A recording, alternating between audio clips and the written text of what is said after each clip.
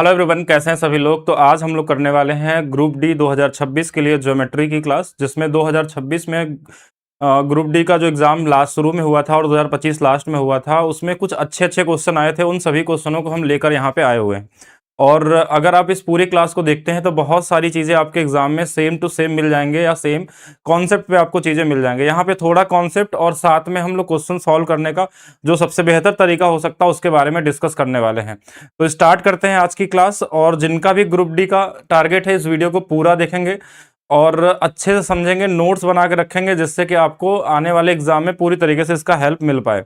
और इस सीरीज में जैसे हमने 2 वीडियो आपको पहले डाल दिया है, यानी कल हमने डाला था आपका नंबर सिस्टम का और दूसरा हमने डाला था सीआई और एसआई दोनों का एक साथ में। इसके अलावा मैं बात करता हूं कि आज हम लोग ज्योमेट्री करने वाले हैं। ज्योमेट्री में जो क्वेश्चन आए थे, अगर देखा जाए तो सीजीएल लेवल से भी बहुत सारे क्वेश्चन ऐसे थे जो बेहतर पूछे गए थे। कुछ चीजें आपको पहले से जानकारी होनी चाहिए थे। चलिए स्टार्ट करते हैं। पहला क्वेश्चन पे आप सभी लोग ट्राई भी करिएगा क्या आ सकता है आंसर में। यदि 6 और 5 भुजा वाले समबाहुभुजों की त्रिज्या आर वाले एक वृत्त की अंतर्निहित किया गया है, उनके क्षेत्रफल का अनुपात क्या होगा। ठीक है, ये आपसे पूछा गया है यहाँ पे। तो यहाँ से अगर देखा जाए ध्यान से, अब इसमें ये नहीं बोल बताया गया कि रेडियस कितना है। हम करें रेडियस कुछ भी ले सकते हैं। यहाँ पे दोनों की त्रिज्याएं यहाँ पे सेम है। आप चाहे तो रेडियस के जगह पे आर भी लिख सकते हैं और नहीं तो आप कोई भी वैल्यू ले सकते हैं, क्योंकि दोनों का रेडियस हमारे पास सेम दिया गया है। लेकिन हेक्सागन क्या होता है हमारे पास? हेक्सागन एक ऐसा फिगर या फिर एक ऐसा आकृति होती है हमारे पास जिसमें 6 भुजाएं होती हैं। और 6 इसमें क्वेश्चन में क्या बोला गया है कि ये समबाहुभुज है, यानी कि इनकी सभी भुजाएं क्या है, बराबर बराबर हमारे पास होने वाली हैं। अब इसको एक सर्कल के अंदर बनाया गया है। इसके अंदर सर्कल बन सकता है, मतलब एक ऐसा सर्कल जिसको हम बोलेंगे, इसका परिवृत्त बोल सकते हैं, सरकम सर्कल बोलते हैं। यहाँ पे क्या होता है कि जो रेडियस होता है ना, यहाँ से यहाँ मिला देते हैं अगर हम लोग, तो ये रेडियस और ये रेडियस, ये तीनों आपस में बराबर होते हैं। तीनों बराबर होते हैं तो ये समबाहु त्रिभुज बनता है। और इसमें ये कोण जो बन जाता है वो 60 डिग्री का बनता है, क्योंकि समबाहु त्रिभुज के अंदर में 60 डिग्री का कोण हमारे पास आता है। अब एक हमारे पास दूसरा डेटा दिया हुआ कि एक पेंटागन है हमारे पास, पेंटागन दिया हुआ है। और पेंटागन में भी हमको सेम ही चीज बोला कि वही सर्कल है जो वहां पे रेडियस था, वही यहाँ पे भी है। जैसे यहां मिला लिया, यहां मिला लिया, इसमें भी वो आर है, इसमें भी वो आर है। इसमें ये वाली वैल्यू बराबर नहीं होती, क्योंकि जब हमारे पास, अगर मैं पूरे इंटीरियर एंगल की बात करें तो इसमें 6 से डिवाइड हम कर लेते हैं तो इसमें 60 बन जाता है।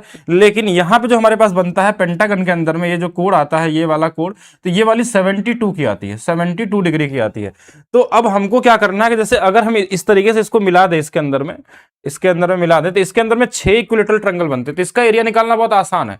कोई भी डेटा ले लीजिए आर के जगह पे, नहीं तो देखिए हम एक इक्विलेटरल ट्रायंगल का एरिया कितना होता है, √3/4 ए स्क्वायर, यानी आर यहाँ पे है तो आर का स्क्वायर कर देंगे, और 6 थे इसलिए 6 से गुणा कर लिया। ठीक है, ये वाली वैल्यू आ गई इक्विलेटरल ट्रायंगल में। लेकिन अब एक चीज इसमें समझिएगा, इसमें हमारे पास कितने ट्रायंगल बनने वाले हैं, तो हम यहाँ देखेंगे 1 2 3 4 5, इसलिए इसमें 5 से गुणा कर लेंगे। और इसके साथ साथ इसका जो एरिया निकलेगा ना, इस ट्रायंगल का एरिया कैसे निकलेगा, हाफ दोनों भुजाओं का गुणनफल इंटू में साइन थीटा। थीटा की वैल्यू कितनी है, 72। अब इसमें यही एक इंपॉर्टेंट पॉइंट है कि साइन 72 का मान अगर एग्जाम में नहीं पता है तो ये क्वेश्चन नहीं बन पाता आपका। तो साइन 72 का मान देने का क्या रीजन था, ये तो हमको नहीं पता यहाँ पे।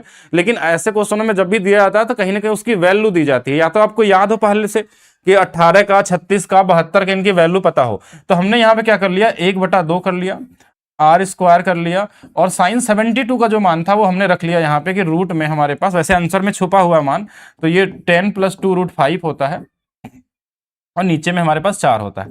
ठीक है, तो ये वाली वैल्यू हमारे पास आने वाली है। दूसरा चीज देखिए, जो जो नंबर कट सकता है, जैसे आर कुछ भी रहे कोई फर्क नहीं पड़ता, ये तो कट ही जाएंगे हमारे पास।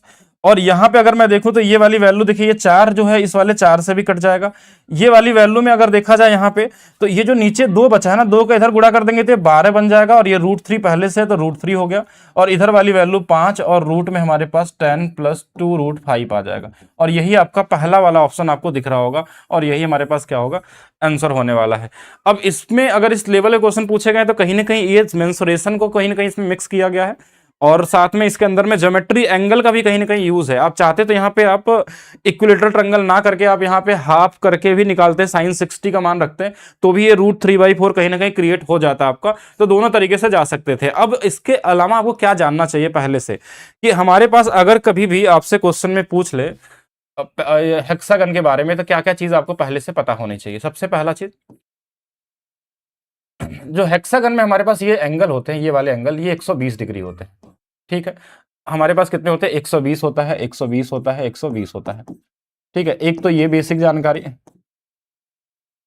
पहला चीज हमारे पास पहले से, अगर इस पे क्वेश्चन पूछा गया, अगर आगे आता है तो क्या क्या चीज आपको पहले से पता होना चाहिए।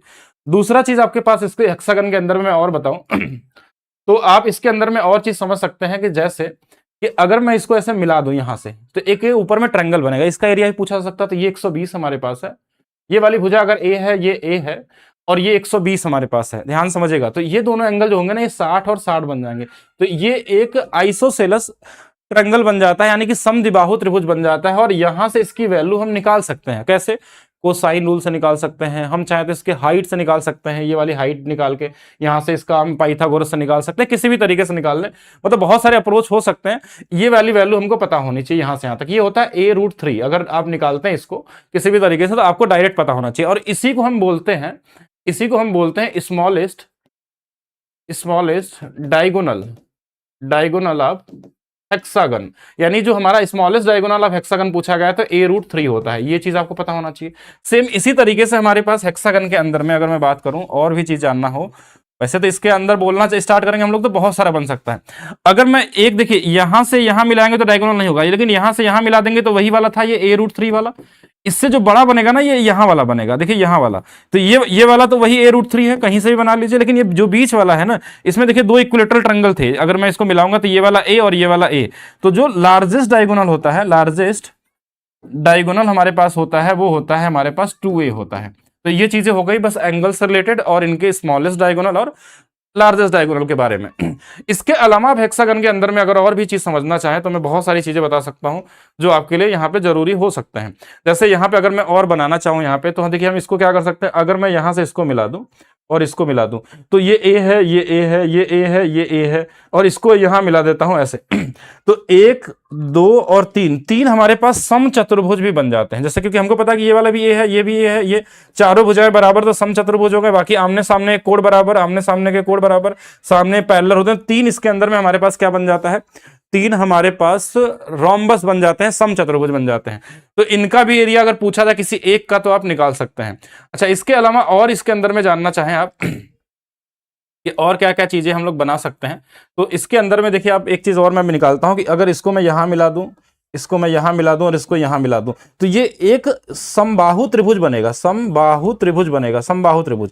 अब यही हमारा क्या था, स्मॉलेस्ट क्या था, डायगोनल था। तो अगर ये ए है ना, तो ये वाली a√3 हो जाएगा, और ये भी a√3 होगा इधर, क्योंकि सभी भुजाएं तो बराबर होती हैं इसके अंदर में, और ये भी a√3 होते हैं। अब मान लीजिए इस वाले आपको ट्रायंगल का एरिया पूछ लिया जाएगा, तो वहां से हम क्या करेंगे कि अगर जो भुजा दिया होगा उसमें √3 से गुणा कर लेंगे तो इसकी भुजा आ जाएगी, और ये भुजा आ गया तो हम समबाहु त्रिभुज वाले फार्मूले से इसका हम एरिया भी निकाल सकते हैं।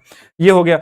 अब इसके अंदर में चाहे तो आप समलंब चतुर्भुज भी बना सकते हैं, यानी बहुत सारी चीजें पॉसिबल हैं। देखिए अगर निकालना चाहें तो इसके अंदर में हम और बहुत सारी चीजें निकाल सकते हैं।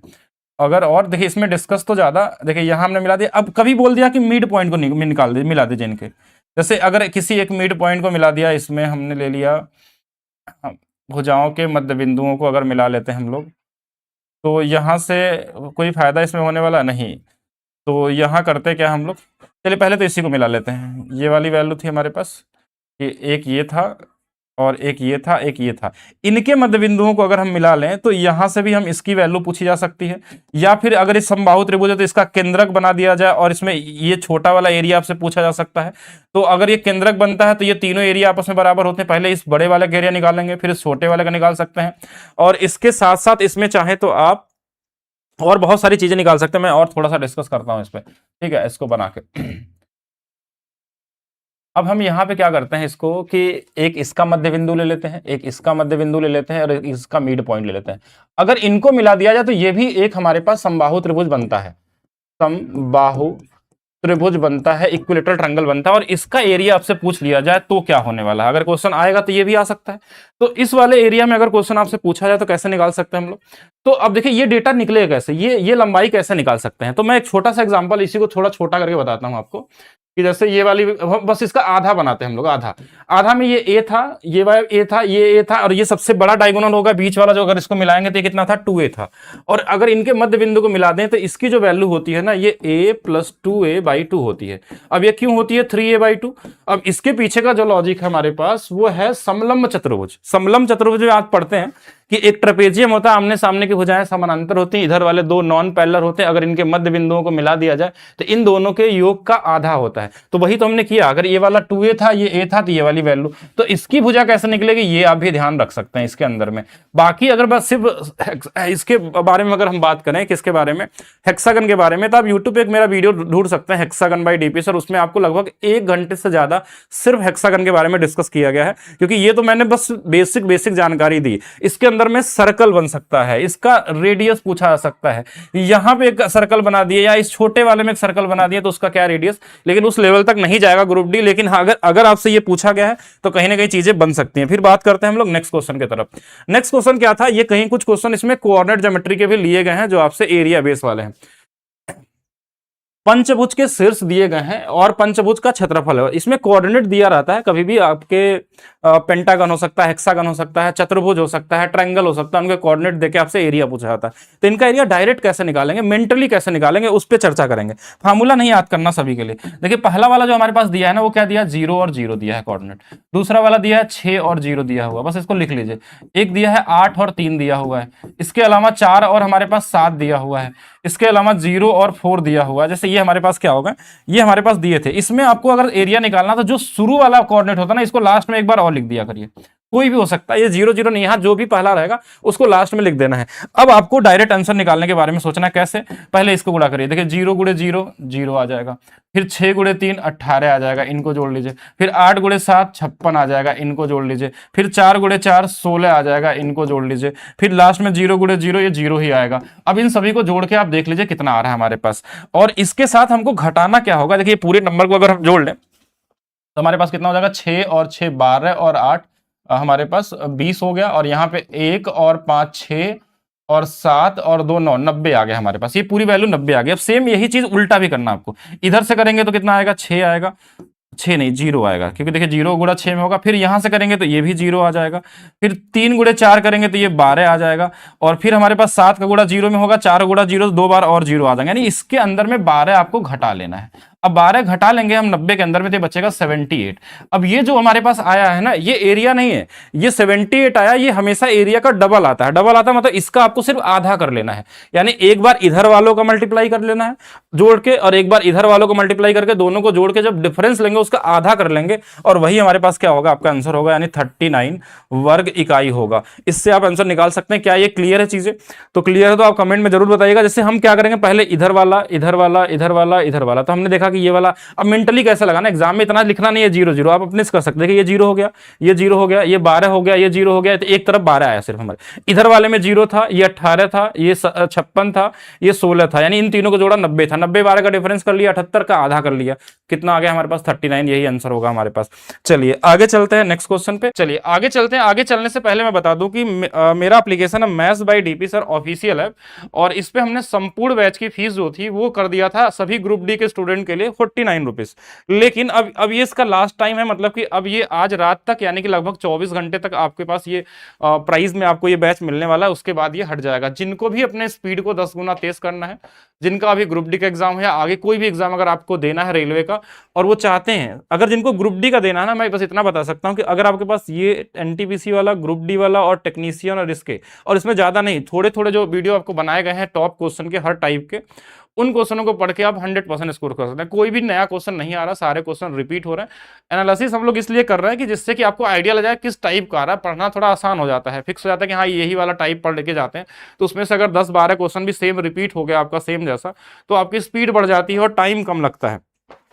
तो ये 24 घंटे तक आपका ऑफर रहने वाला है maths by DP sir official app पे, और उसके बाद ये प्राइस जो इसकी मिनिमम जो प्राइस थी पहले 222 रुपए, वही प्राइस में आपको मिलेगी आगे से चल के। बहुत सारे लोग ऐसे होते हैं तो ज्योमेट्री कॉन्सेप्ट को भूल जाते हैं। बहुत सारे ऐसे आपके साथ भी ऐसे लोग बहुत सारे होंगे जो पढ़ रहे होंगे या वीडियो को देख रहे होंगे। उनके साथ प्रॉब्लम क्या आती है कि आप बहुत सारे कॉन्सेप्ट आप एक साथ नहीं ध्यान रख पाते हैं। आप परसेंटेज वाला कॉन्सेप्ट पढ़ के निकलते हैं, प्रॉफिट लॉस में जाते हैं तो परसेंटेज आपका भूल गया, किसी का सीआई पढ़ रहा था, पीछे के 2 चैप्टर चले गए, पता चला कि 1 महीने ज्योमेट्री नहीं पढ़ा तो ज्योमेट्री सारा भूल गया। तो उनके लिए एक मैं बहुत अच्छा सा वो बता रहा हूँ कि क्या करना चाहिए आप अगर स्टूडेंट लाइफ में है। एक छोटा सा मैं अलग से इस पढ़ाई से हट के एक चीज बताना चाहता हूँ जिससे कि आप सभी लोगों को कहीं ना कहीं उससे फायदा हो, ठीक है। और इसमें फायदा का एक ही तरीका कैसे ले सकते हैं आप लोग कि आप सभी लोग जो लोग स्टूडेंट हैं उनको क्या करना है कि एक सरस्वती जी का मंत्र आता है, मंत्र क्या वैदिक चैंट होता है, और मेधा सुक्तम नाम से, मेधा सुक्तम, ध्यान रखिएगा सुक्तम जहां भी जुड़ जाता है हमारे पास वो हमारा वेद से निकला हुआ स्त्रोत, स्त्रोत तो नहीं बोल सकते, मंत्र होते हैं। तो ये चीज आपको पढ़नी नहीं है, ये 2 मिनट का यूट्यूब पे आपको मिल जाएगा, सिर्फ आपको सुनना है। और मैं 100% गारंटी के साथ बता सकता हूं कि अगर आप इसे लगभग आप सिर्फ 15 दिन सुन के देखिए, सुबह में 2-2 मिनट कभी भी उठिएगा, मतलब ऐसा नहीं कि सुबह उठते बेड पे ही सुन लेना है, आप नॉर्मली आप जब नहा लेते हैं या पूरी तरीके से तैयार होते हैं तो उसके बाद आपको इसको सुनना है।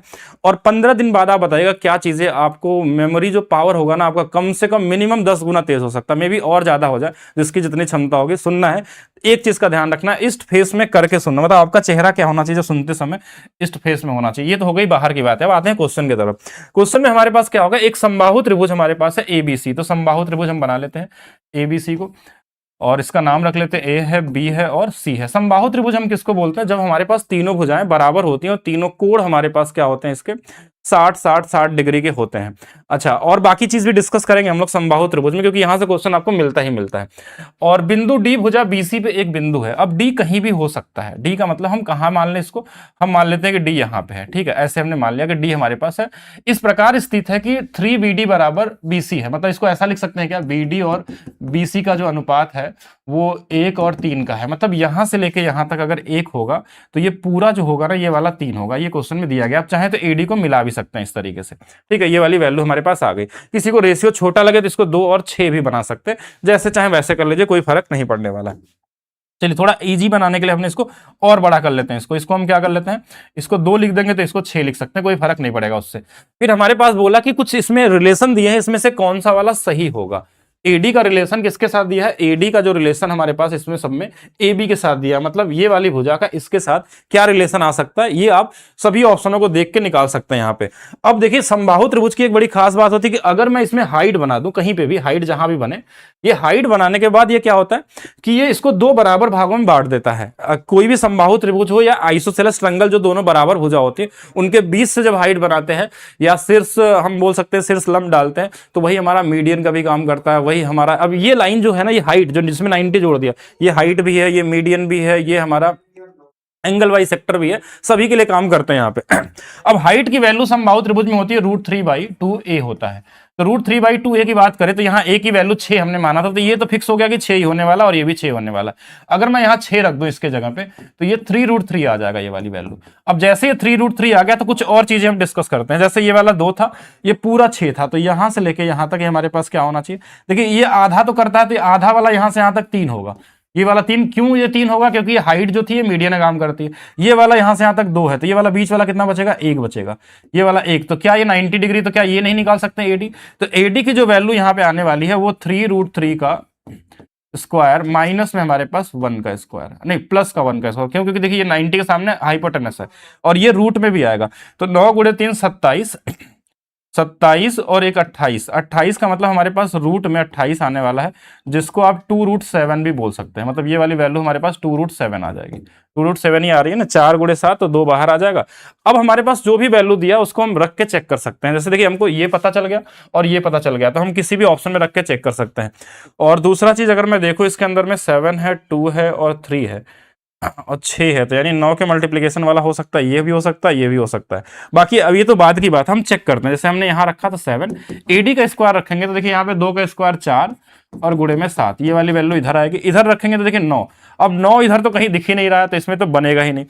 नहीं बन सकता है ना, हमारे पास 6 है तो बन सकता है। तो 7 में 6 गुणे में 6, ये कहीं पे भी बराबर नहीं दिख रहा है यहाँ पे, ठीक है। तो इस तरीके से बराबर नहीं हुआ। हमने बोला था दूसरा 9 वाला, ये भी चेक कर लेते हैं एक बार। तो 9 गुणे में, अब यहाँ पे क्या होगा, 4 गुणे में 7 यानी 28 रखना है। हम एडी स्क्वायर निकाल देते, सीधा हम वैसे रख सकते थे, बराबर में 7 गुणे में 6 गुणे में 6, ठीक है, तो क्या ये बराबर हो सकते हैं? देखिए यहाँ पे हमारे पास 7 7 हो गया, कोई दिक्कत नहीं है। 9 चौके 36, 6 गुणे 6 36, यानी ये वाला हमारा क्या होगा, आंसर सही होगा। बाकी अगर आप इसको AD और A के फॉर्म में रखते तो ये रिलेशन सीधा भी आ सकता था। ये तो हमने कोई वैल्यू ले लिया यहाँ पे कि जिससे आपको चेक कर सके कौन सा वाला सही हो सकता है। बाकी आप वैल्यू ले सकते हैं, आप यहाँ XY ABCD या AB और AD के ही तरीके से लिखेंगे तो भी वही सेम ही रिलेशन बनेगा जो आप चाह सकते हैं इसमें। बाकी हम बात करते हैं, देखिए ये थोड़ा सा अच्छा क्वेश्चन था, ठीक था। बाकी समबाहु त्रिभुज में और क्या क्या चीज आपको पता होनी चाहिए। समबाहु त्रिभुज में हमारे पास कि अगर भुजाएं हमारे पास क्या हो, बराबर हो तीनों, और तीनों हमने मान लिया कि ये A है, A है, A है, तो सबसे पहले तो इसका एरिया जो सभी को आता है √3/4 A² होता है। दूसरा हम इसके अंदर में समझते हैं इसके हाइट के बारे में, तो हाइट हमारे पास होती है √3/2A होता है। तीसरा हमारे पास इसका पेरीमीटर होता है, परिमाप होता है जो 3A होता है। ये कॉमन जानकारी लगभग सभी के पास रहती है। फिर हमारे लिए इसके लिए इंपॉर्टेंट एक चीज और होती है, इसकी अंत त्रिज्या क्या होती है, ये होता है A/2√3 होता है। और इसकी परित्रिज्या क्या होती है, तो A/√3 होता है। ये बड़ा इंपॉर्टेंट है, ठीक है, इसको आपको ध्यान रखना है। अब ये अंत त्रिज्या किसको बोलते हैं, जब हमारे पास त्रिभुज में अंदर में सर्कल बना दिया जाए, यानी तो ये हमारे पास क्या बताएगा, इसके अंतर्वृत्त की त्रिज्या। और ये वाला क्या होगा, जब त्रिभुज के बाहर बन जाएगा ऐसे, इस वाले में इसका जो हमारे पास रेडियस होता है ये हमारे पास कैपिटल R होता है, जिसको परित्रिज्या बोला जाता है। इनसे रिलेटेड क्वेश्चन आपको मिलेंगे ही मिलेंगे, इसको ध्यान रखेंगे। इसके अलावा एक चीज और समझना है कि इसमें अगर कोई भी अगर आपके पास ट्रायंगल हो, कोई भी ट्रायंगल हो, अगर हमारे पास इसका R दिया हो, ये हमको ट्रायंगल नहीं पता हो, तो इस R की वैल्यू होती है ΔS होती है, ΔS, या इसको हम एरिया पूछा जाता कभी कभी तो R×S भी लिख सकते हैं इसको। ये R जो होती है आपकी अंत त्रिज्या होती है, इन रेडियस होती है, इन रेडियस या अंत त्रिज्या। ये सेमी पेरीमीटर होता है, सेमी पेरीमीटर होता है हमारे पास, यहां से ये चीज हो सकता है। फिर एक और इंपॉर्टेंट पॉइंट आपका समबाहु त्रिभुज में आपको ध्यान रखना चाहिए, वो मैं बता देता हूं, जहां से क्वेश्चन आपको मिल सकते हैं। जैसे कि अगर आप किसी समबाहु त्रिभुज के अंदर किसी भी बिंदु से, अंदर कहीं भी एक बिंदु यहां भी हो सकता है, यहां कहीं पे भी, अगर यहां से तीनों जगह एक परपेंडिकुलर खींचा जाए तीनों भुजाओं पे, इसका नाम मान लेते हैं P1 है, ये P2 है, ये P3 है, तो इन तीनों का जो सम होता है P1, P2 और P3, इसको प्रूव भी कर सकते हैं लेकिन यहां प्रूव नहीं कर रहे हम लोग, ये त्रिभुज के ऊंचाई के बराबर होता है। इसमें प्रूव करने के इसके कई सारे तरीके हैं। आप हाइट को अगर यहां से काउंट करेंगे, इन तीनों को जोड़ेंगे तो वही सेम होगा। अब यहां से आप ए निकाल सकते हैं, कभी कभी ये तीनों के तीनों परपेंडिकुलर हाइट दिया रहता है, आपसे साइड या एरिया पूछा जा सकता है, तो पहले ए निकालेंगे। इसको लिखना चाहे तो ऐसे भी लिख सकते हैं, इसका गुणा इधर हो जाएगा तो क्या होगा 2/√3 इधर हो जाएगा, इधर क्या हो जाएगा P1। याद करने से बेहतर है कि आपको इतना बस ध्यान रखना है कि किसी भी बिंदु से अगर आप तीनों भुजाओं पे लंब डालते हैं और तीनों लंब की लंबाई हमेशा समबाहु त्रिभुज के ऊंचाई के बराबर होती है, बस इतना ध्यान रखना है। तो इससे आपको कई सारे क्वेश्चन मिल सकते हैं एग्जाम में, और इसको ध्यान रखेंगे, इस बार आपको आने के बिल्कुल चांस हो सकते हैं इसके। चलिए ये हो गया। इसके अलावा मैं आपको क्या बता दूं, इसके अंदर में और भी चीजें मैं जानकारी दे देता हूं जो जरूरी है आपके लिए। अगर आपका समबाहु त्रिभुज है हमारे पास, ये क्वेश्चन आया था NTPC में, इसलिए मैं बता रहा हूं आपको इस तरीके से।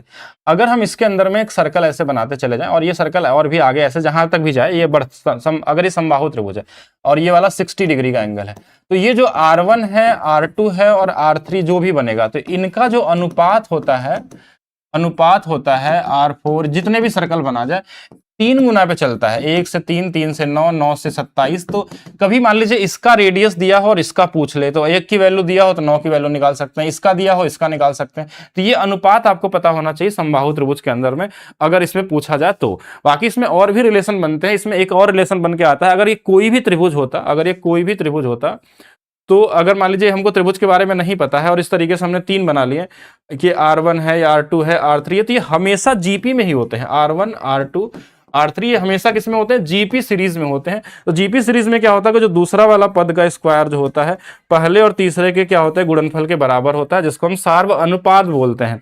ठीक है, तो ये भी आपसे क्वेश्चन में शायद किसी में तो मैंने देखा था ALP में या कहीं तो आया था, इसलिए मैं बता रहा हूं इसको।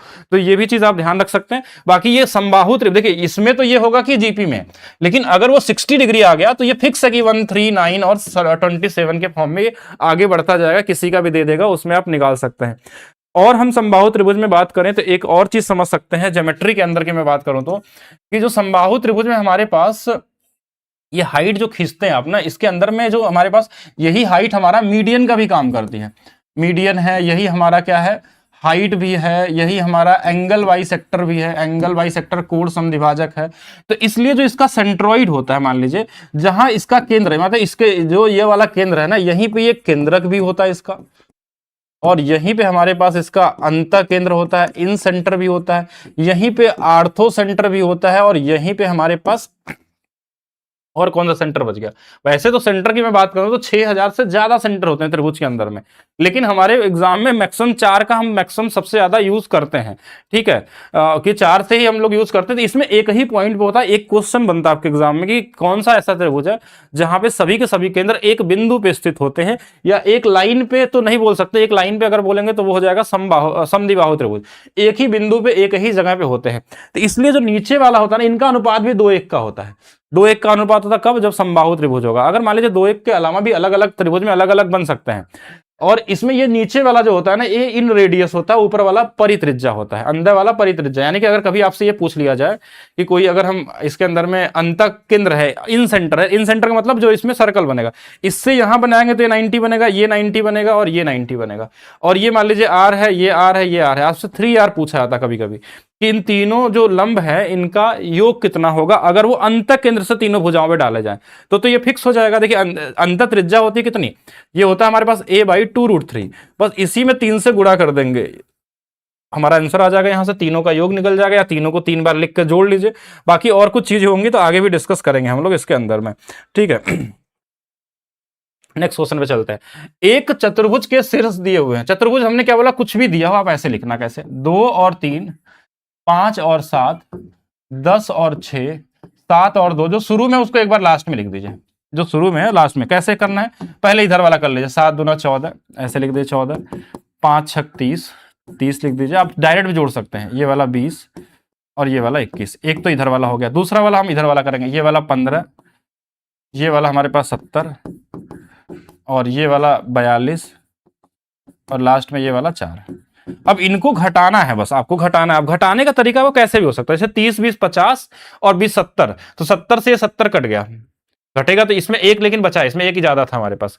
अब हमारे पास देखिए ये वाला अगर मैं इसमें घटा लूं, हमारे पास बचा कितना है, एक बार पूरा देख लेते हैं। ये 15 हमारे पास है, ये 42 है, और 4 हमारे पास कितना हो जाएगा, 46, 46 15 61, एक इसमें घट जाएगा 60, 60, और हमारे पास अगर 14 और घटा लें तो इसके अंदर में हमारे पास कितना आ जाएगा, 46 आ जाएगा। 46 का अंतर है, 46 का अंतर, उसमें 2 से भाग दे दीजिए, हमारे पास कितना आ जाएगा, 23 आ जाएगा। तो 23 वर्ग इकाई इसका क्या होने वाला, आपका आंसर होने वाला। ये कॉमन तरीके से लगा सकते हैं, फार्मूला याद करने की जरूरत नहीं है, इस तरीके से जाएंगे आप आसानी से लगा सकते हैं।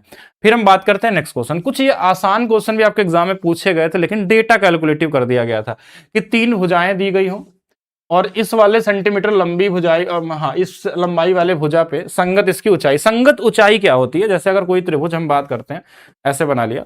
अब एक हमारे पास मान लीजिए 148 है, एक हमारे पास 175 है, और एक भुजा 57 है। अगर बोला इस वाले भुजा की संगत ऊंचाई, तो मतलब जो यहां से हाइट होगा ना, इसी पे पड़ेगा, ये 57 वाली भुजा, ये इसकी संगत ऊंचाई है। यहां से डालेंगे तो इसकी संगत ऊंचाई होगी। इसका एरिया कैसे निकलेगा, अगर हाइट की बात करें तो इसका एरिया हम बता सकते हैं कि हाफ बेस कितना है, 57 इंटू में हाइट, ये आपका एरिया हो सकता है। लेकिन इसके अंदर में हमारे पास हाइट दिया नहीं है, क्योंकि हाइट ही पूछा गया आपसे, हाइट ही पूछा गया। अगर ये ट्रिपलेट होता तो हम इसमें क्या लगा सकते थे, राइट एंगल ट्रायंगल वाला फार्मूला लगा के निकाल सकते थे। लेकिन अब ट्रिपलेट नहीं है, तो आपके पास एक ही तरीका है, हीरोन वाला फार्मूला जो होता है हमारे पास। पहले उसके लिए सेमी पेरीमीटर निकालते हैं, पहले इनको जोड़िए जल्दी से। तो 5 7 12 8 20 0 हो जाएगा, 7 5 12 और 4 हमारे पास 16 2 18, यानी कि 0 8, और क्या बचा 1 2 3, 380 हो गया। तो इसका आधा करना होता है, मतलब पेरीमीटर का आधा, तब सेमी पेरीमीटर आता है। ये हमारे पास कितना हो जाएगा, सही तो जोड़ा था ना हमने, एक बार जोड़ लेते हैं। 380 आ रहा है तो 190 आ जाएगा, ठीक है, 190 सही जोड़ा गया है, 190 आ गया। बाकी आप हीरोन वाला फार्मूला आपको सबको पता होना चाहिए। देखिए पहला 190, दूसरे में हम क्या करते हैं, 190 में पहले किसी को घटा लेंगे, जैसे इसको घटा लेंगे, तो यहां से देखिए 2 इधर बचा है और 40 इधर, यानी 42 हो गया। अच्छा, दूसरे वाले में जैसे इसका घटाएंगे तो ये तो सीधा सीधा 15 दिख रहा है, और लास्ट में 57 को घटा लेते हैं, 57 घटा लेंगे, 3 इधर आ जाएगा, ये 15 था, और 3 3 1, यानी ठीक है 133 है। अब इसमें आपको बाहर कैसे निकालना, क्योंकि इनको गुणा करके वर्गमूल निकालना तो एग्जाम में पॉसिबल है नहीं। तो आप कुछ कुछ नंबर को यहाँ ब्रेक करेंगे, जैसे 19 यहाँ दिख गया, यहाँ 10 दिख गया, 10 को आप 5 और 2 भी लिख सकते हैं। यहाँ पे क्या लिख सकते हैं आप, यहाँ पे 6 और 7 का भी कॉम्बिनेशन बना सकते हैं। 15 में भी 5 और 3 का कॉम्बिनेशन बना सकते हैं। इसमें देखिए 19 और 7 का बना सकते हैं। अब जो दो दो बार दिख गया ना, पहले उसको हटाइए यहां से। जैसे 7 और 7 दो बार दिख गया, ये बाहर आ गया। 19 दो बार दिख गया, इनको भी हटा लीजिए, ये 19 बाहर आ गया। अच्छा, इसके साथ साथ और क्या दो बार दिख रहा है हमको, ये 5 भी दो बार दिख रहा था, तो हमने 5 को भी एक बार बाहर ले लिया। और क्या क्या बचा है, देखिए 6 गुणे 3 18 और दूना 36, 36 भी बाहर आएगा, 6 आ गया। और यही बराबर है हाफ 57 गुणे में h का। यहां से h की वैल्यू आ जाएगी, इनको काट लीजिए। देखिए 19 से कट जाएगा 3 बार में, 3 से कट जाएगा 2 बार में, 5 दूना 10 और 10 10 और 10 गुणे 7 70, 70 गुणे 2 140। तो 140 यहाँ पे क्या हमारे पास आने वाला है, इसका हाइट आने वाला है। तो ये थोड़ा कैलकुलेटिव है, लेकिन बाकी आप कैलकुलेशन करेंगे, थोड़ी मेहनत करेंगे तो ज्योमेट्री में आप निकाल सकते हैं, बहुत मुश्किल वाला नहीं है। चलिए फिर नेक्स्ट चलते हैं हम लोग। अब एक त्रिभुज आ गया, इसके तीनों हमको क्या दिया, निर्देशांक दिए गए हैं। एक भूदिश डिजाइनर से त्रिभुजाकार छेद के ठीक आधे हिस्से में फूल लगाना चाहता है और कितना क्षेत्र ढका होना चाहिए। तो देखिए अब पहले तो एरिया निकाल लेते हैं त्रिभुज का, उसके बाद हम उसको आधा कर लेंगे। ठीक है, अब इसको किस तरीके से लगाना चाहते हैं, देखिए एक तरीका मैं आपको और बताता हूं। ठीक है, अगर आप चाहे, जैसे अभी जो हमने कर रहे थे ना वो तो कर ही सकते हैं, लेकिन अगर छोटा ना क्वेश्चन हो तो एक और तरीका आप समझ सकते हैं कि अगर इसमें 3 भुजाएं हैं तो एक भुजा को आप हटा भी सकते हैं। जैसे इसको हटाना तो इसमें 2 घटा लीजिए, इसमें 3 घटा लीजिए, ये 0 0 बन गया। अब इसका काम खत्म हो गया। अब ये काम खत्म हो गया तो इसमें भी अगर सब में घटाएं तो सब में घटाना होगा आपको। अगर चाहें तो किसी एक को 0 बनाना है, देखिए ये वाला 6 बन जाएगा, ये वाला 8 बन जाएगा, ये वाला हमारे पास कितना हो जाएगा, ये वाला 12 बन जाएगा, ये वाला 4 बन जाएगा। अब आपको इसमें कुछ नहीं करना है, नजदीक नजदीक का गुणा, दूर दूर का गुणा करके बस अंतर निकाल लीजिए। तो 12 अठे 96 और 24, ये कितना आ जाएगा हमारे पास, 72 आ जाएगा। देखिए 96 यही तो होगा ना, 12 गुणे 8 96 और 24 घटा लेंगे तो 72 आ जाएगा। इसका भी आधा कर देंगे। ये 36 जो होगा ना, ये पूरे ट्रायंगल का एरिया है, ये पूरे ट्रायंगल का एरिया है। अब ट्रायंगल का एरिया जो आ गया हमारे पास, इसका आधा ही पूछा गया था, तो आधा कहीं भी आधा हो, अभी मुझे नहीं पता कि हो सकता है ऐसे आधा आधा हो, तो आधा में एरिया लगाना चाह रहा, तो 36 का आधा जो आंसर आपका होगा ना वो 18 होगा, 36 नहीं कर दीजिएगा। ठीक है, यहाँ पे क्या होगा, आधा का एरिया पूछा गया तो 18 आपका क्या होगा, यहाँ पे राइट आंसर होगा। नेक्स्ट क्वेश्चन, ये क्वेश्चन भी इस बार ग्रुप डी में भी और आपके और एनटीपीसी एग्जाम में भी देखने को मिला था। एक बेसिक हमारे पास ब्रिटिश फ्लैग थ्योरम बोला जाता है कि अगर हमारे पास, अच्छा कुछ तो हम भूल रहे हैं, क्या इसमें कुछ बताना था क्या हमको, नहीं इसमें कुछ बताना था और कुछ तो हम लोगों को और डिस्कस करना था, नहीं चलिए आगे देखेंगे, डिस्कस करेंगे अगर याद आता है मुझे तो यहाँ पे हम बात करते हैं ब्रिटिश फ्लैग थ्योरम। एक हमारे पास थ्योरम होता है जो अगर आप पढ़े होंगे, जो आप ज्योमेट्री अगर पढ़े होंगे मैथ स्पेशल फाउंडेशन में, तो आपको ये चीजें सिखाई जाती है। कोई भी अगर आपका क्वाड्रिलेटरल है, स्पेशली रेक्टेंगल की बात कर रहा हूँ, सॉरी रेक्टेंगल के, क्वाड्रिलेटरल नहीं, रेक्टेंगल में ये फॉलो किया जाता है। इसको प्रूव भी कर सकते हैं आप लोग, लेकिन यहाँ पे नहीं, क्योंकि ये वैसे ये बड़ी हो रही है क्लास, तो इसमें हम लोग और थोड़ा सा, अब इसके अंदर कहीं भी एक पॉइंट हो जहां से ये तीनों भुजाओं को मिला दिया जाए। तो अगर मान लीजिए ए है, ये बी है और ये हमारे पास सी है और ये डी है, तो इसमें जो ब्रिटिश फ्लैग थ्योरम क्या बोला जाता है कि ए स्क्वायर बी स्क्वायर बराबर सी स्क्वायर प्लस डी स्क्वायर होता है। ठीक है, ये हमारे पास क्या होता है, ब्रिटिश फ्लैग थ्योरम, मतलब इसका स्क्वायर का योग इसके स्क्वायर का योग बराबर होता है। अब इस क्वेश्चन में जो दिया है ना हमारे पास, इसके बिंदु पी दे दिया यहाँ पे, तो चलिए पी मान लेते हैं, कहीं भी होगा। पी ए की वैल्यू, मतलब ए की जो वैल्यू है वो 73 दिया, देखिए यहां से यहां तक 73 है, तो 73 का स्क्वायर कर लीजिए। और पीबी कौन सा, ये वाला है, यहां से यहां तक ये 57 है, डी का मान, तो इसको 57 का स्क्वायर कर लीजिए। और दूसरा हमारे पास क्या था, पीसी 99 है, पीसी कहाँ, यहाँ पे, यहाँ बी की वैल्यू है, तो 99 का स्क्वायर कर लीजिए। बराबर में आपको क्या करना है, सी का स्क्वायर, ये सी की वैल्यू पूछी गई होगी, यानी जो बचा हुआ सी क्या है, पीडी पूछा गया होगा, इसमें पीडी की लंबाई पूछी गई, बस इसी को निकाल लेना है। अब इसको सॉल्व करने का आपका अपना तरीका अब होना चाहिए यहाँ पे, कैसे, क्योंकि अब आप कर रहे हैं क्या यहाँ पे, कि अब यहाँ पे आपको कैलकुलेशन करना है। थ्योरम का रूल हो गया जितना करना था, अब आपको यहाँ पे कैलकुलेशन देखना है कैसे आप क्वेश्चन को ईजी कर सकते हैं। तो यहाँ ईजी बनाने के लिए हमने क्या किया इसमें कि यूनिट डिजिट का सहारा, 3 का स्क्वायर 9, 9 का स्क्वायर 1, और यहाँ पे सी का स्क्वायर प्लस 7 का स्क्वायर लास्ट में 9, ये 9 से 9 कट जाएगा, सी स्क्वायर की वैल्यू बनाने वाली है। और यहाँ पे देखिए 9 का स्क्वायर करेंगे, लास्ट में 1 आएगा, 3 का स्क्वायर लास्ट में 1 आएगा, 2 का स्क्वायर 4 आएगा, 5 का स्क्वायर 5 आएगा, पहला वाला आंसर है। बाकी आप चाहें तो कैलकुलेशन भी कर सकते हैं, उससे भी आंसर आ जाएगा। स्क्वायर का यूनिट डिजिट देखना था क्योंकि सी स्क्वायर की वैल्यू थी वहां पे। तो ब्रिटिश फ्लैग थ्योरम में एक चीज और आपको समझना है कि ये अगर जो बिंदु है ना, ये ऐसा नहीं कि अंदर होगा तभी ये काम करेगा, ये बाहर रहेगा तो भी आपके लिए एप्लीकेबल हो सकता है ऐसा क्वेश्चन दिया हो, हमने देखा नहीं इसमें। तो अगर ये कभी मान लीजिए कि अगर मान लीजिए ये दिया है, ए है, बी है, सी है, डी है, मान लीजिए ये बिंदु बाहर कोई पी है और यहां से इसको मिला दिया गया, इसको और इसको, तो भी अगर ये वाला ए है और ये वाला हमारे पास क्या था, b था, ये वाला c था, ये वाला d था। तो भाई सेम चीज काम करेगा, a square plus B square बराबर में c square plus D square. तो ब्रिटिश फ्लैग थ्योरम क्या बोलता है कि आपका अंदर वाला हो पॉइंट या बाहर वाला हो, दोनों के लिए अप्लाई कर सकते हैं अगर क्वेश्चन आता है तो। और कई सारे पूछेगा इस बार, तो उसके लिए तैयार रहेंगे। और बहुत सारे थ्योरम हम लोग यहाँ डिस्कस करने वाले हैं जो क्वेश्चन पूछे गए। कहीं ना कहीं आपके ग्रुप डी के एग्जाम में ठीक ठाक क्वेश्चन पूछे गए ज्योमेट्री से। अगर इसको आप मुश्किल नहीं बोल सकते, लेकिन एक ईजी और मॉडरेट के बीच वाले क्वेश्चन आपके एग्जाम में है। जो आपको पढ़ाया जाता है उससे तो लो लेवल ही है। लेकिन अब यहां समझिए क्वेश्चन क्या दिया कि एबीसीडी एक समानांतर चतुर्भुज, जो समानांतर हो तो समानांतर चतुर्भुज में आयत भी बना सकते हैं, वर्ग भी बना सकते हैं, या कुछ नहीं पता तो ऐसे कुछ भी बना लीजिए, ठीक है। मतलब ये है कि आमने सामने की भुजाएं हमारे पास समानांतर है। फिर बोला गया पी और क्यू क्रमशः भुजा डीसी और एडी पे स्थित है। डीसी पे यहां पे है पी और एडी पे हमारे पास क्या दिया है, स्थित है, एडी पे क्यू है। एडी पे यहां क्यू मान लेते हैं, कहीं भी हो सकता है। एपीबी का क्षेत्रफल, एपीबी का क्षेत्रफल, एपीबी कहां है, एपीबी का क्षेत्रफल, ठीक है। एपीबी का क्षेत्रफल बराबर है किसके, इसमें से निकालना है। पहला ऑप्शन है D Q C. D Q C कहां बनना, डी क्यू सी, यहां यहां यहां, नहीं ये तो गड़बड़ हो गया।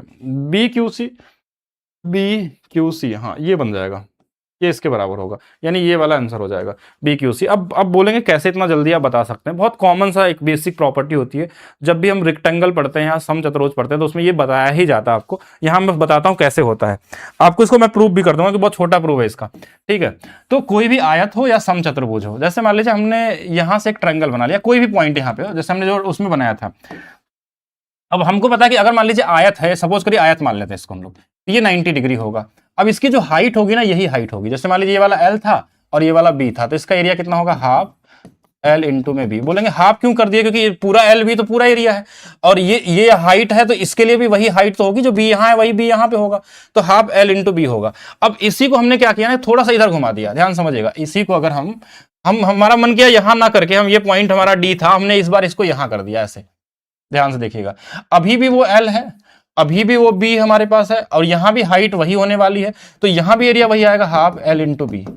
अगर हम यहां पे इसको थोड़ा और किनारे कर देना, ये इधर कर दें ऐसे, यहां मिला दे, यहां से यहां मिला दे, तो भी एल इंटू बी हाफ करके आएगा, तो भी वही आएगा।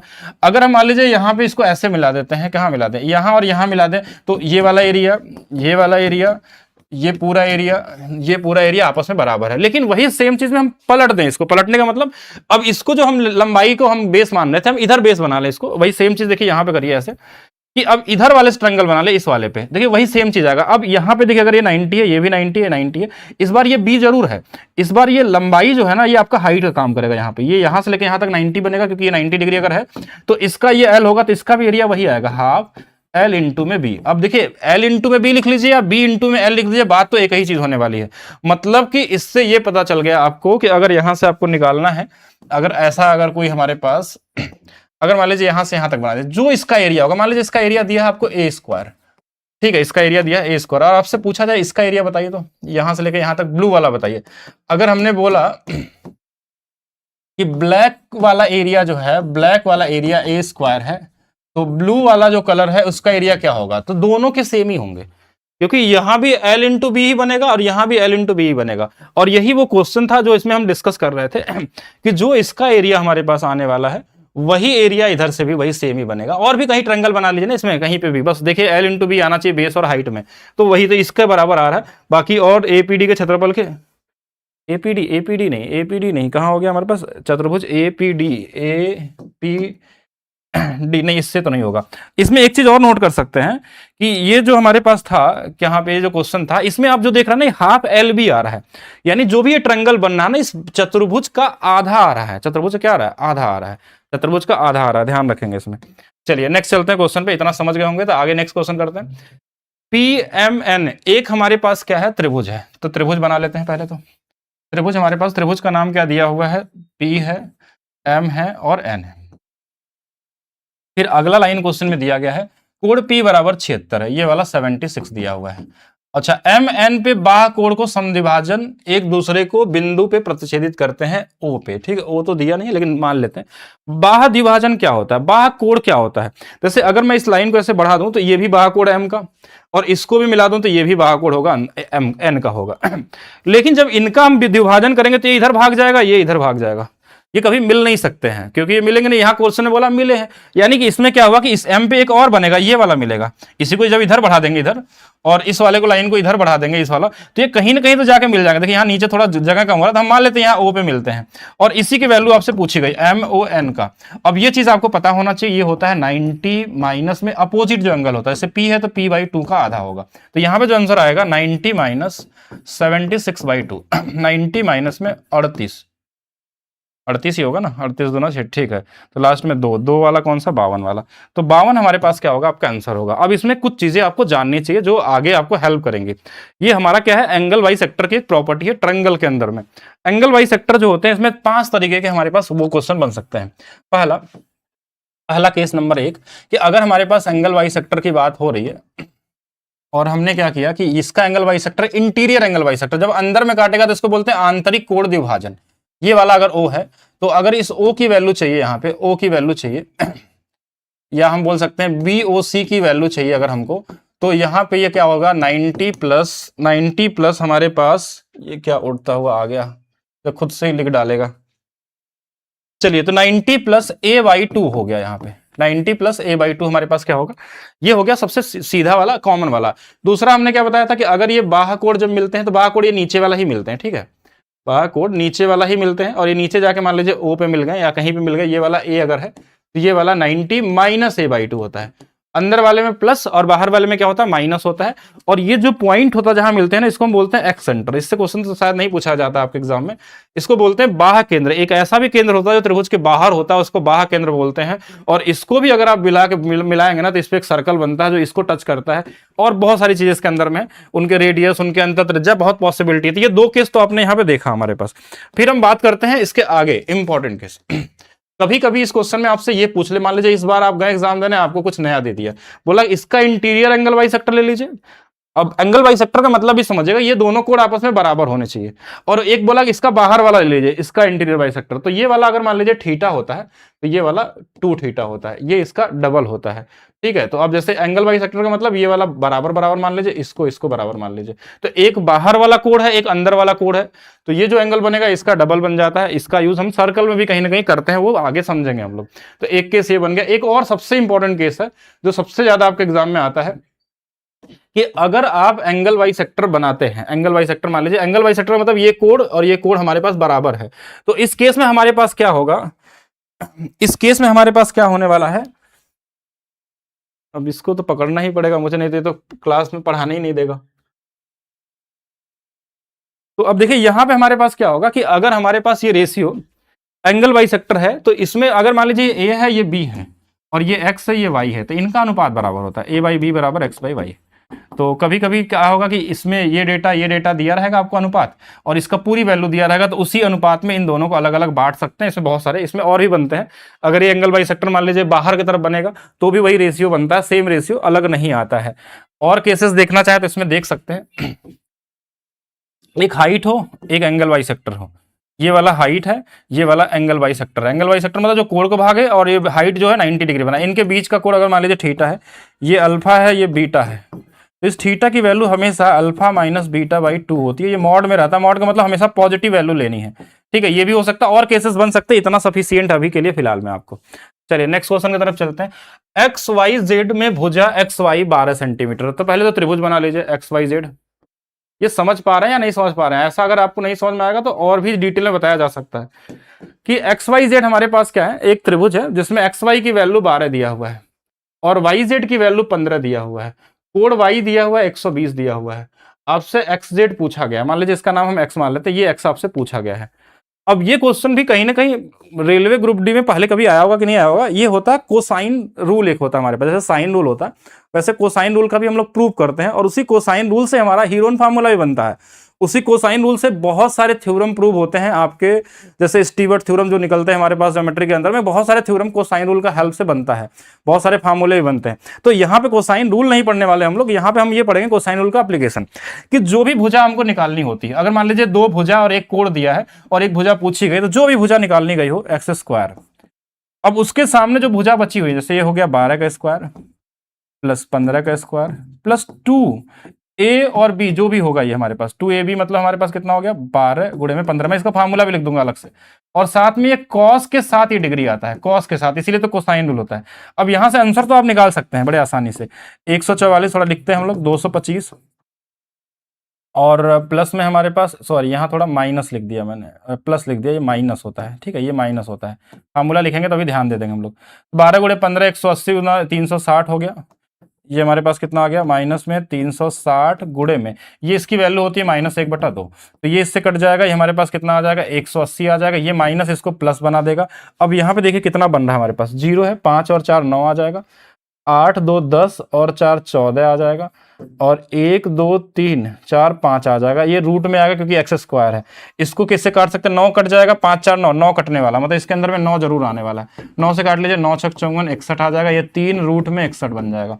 3 रूट में 61 यानी पहला वाला आंसर होगा। अब कोसाइन रूल को मैं एक बार लिख देता हूँ जिससे कि आप कंफ्यूज ना हो, अगर जिनको कोसाइन रूल के बारे में नहीं, जैसे मान लीजिए ए है, बी है, सी है।